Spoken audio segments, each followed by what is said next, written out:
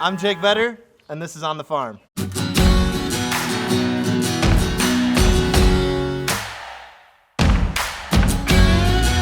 How we doing, man? Jake Vedder. Great to meet you. What an honor to meet you, man. Great to meet you, man. This is the greatest thing ever. Thanks for having me out. Yeah, thanks for coming. We're going to take the opportunity today to show you about dairy farming. Man, Awesome. You're going to get an inside look at dairy farming and everything that goes into milk production. And by the time you leave here today, you'll be a certified dairy farmer. I like it. I'm ready to put my farmer's hat on and get to work. 5'11". It's my new security. When I travel everywhere, it's my new security right here. Come mess with me. Right? So you got to hang out with some pretty awesome people being in the Olympics and doing all these things. Tell me about that, because I feel like I'm now in your shoes.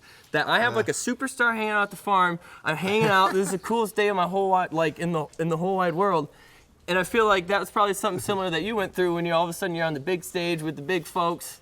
Tell me about it, man. Well, first off, thanks for having me out to the farm. Dude, my pleasure. Yeah, I really appreciate it. It's super cool. So my story, I grew up in Pinckney, so yeah, it's a little small town. I like to say I grew up to the other people in the world, on the farm, but I really didn't grow up on the farm like you. One of the one-stoplight towns, man. That's right. Yeah, that's right. We love it. Yeah, I started skiing when I was 2, snowboarding when I was 5, and fast track through when I made the Olympic Games. And back to your question, sitting next to some cool people, it was crazy. Like walking through opening ceremonies, I literally sat for 3 hours right next to Shaun White.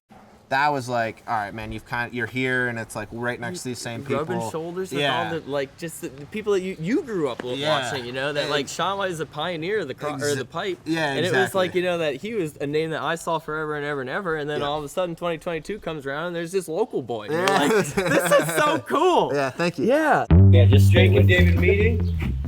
All right, man, so the ultra basics of driving a tractor, you got your clutch on the left, you got your brake on the right, and you got your go fast right here. That's the throttle. Okay. In order to get moving, you're gonna have to use your gears, and then this one is your bucket. So you're gonna pull that one straight back in order to make the bucket go up, and you'll push it straight forward and make it go down.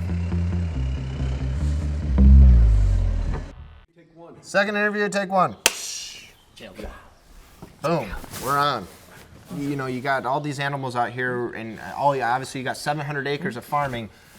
Does all that farming go to feed the animals? How does that work? I'm a snowboarder, so fill me in. How does that work? So we're in a very unique and special situation where we don't actually need all of our acres to do just the dairy to feed the cows. So we have a good chance that we can do cash crop as well. So we'll have about 100 acres of alfalfa. We'll have about 100 acres of corn that get dedicated to the cows. And then we'll have another about 50 acres of wheat that we grow in order to dedicate to the cows. So all that goes together, when we harvest each individual crop, that'll all get put together into what we call a TMR. So that's a totally mixed ration. And what that then does is put a healthy, balanced, nutritious diet in front of the cattle. Yeah, so we got, it's in office situations, you got your conversations around the bubbler. We kind of have the same situation over here, and like what you'll see over here is, they're having a drink. And then this is what we were talking about with that TMR. So in this mix, we got a little bit of corn silage, we got a little bit of haylage, there's some soybean meal, and then high moisture corn. Over here, we got our sand piles. That is what we use for the bedding of them. So as they're laying down out in the barn, that is what they're laying on. Over here, we got a calving barn. So when the cows have their little babies, they'll do that in this barn over here. And that'll be all hanging out, that they'll have a nice, secluded, clean place to have a new baby. I can do a cheers right there. Yeah. Actually, look at each other when you guys do a cheers. Look at each other when you do cheers. That looks a little bit too romantic. Still rolling? Still rolling.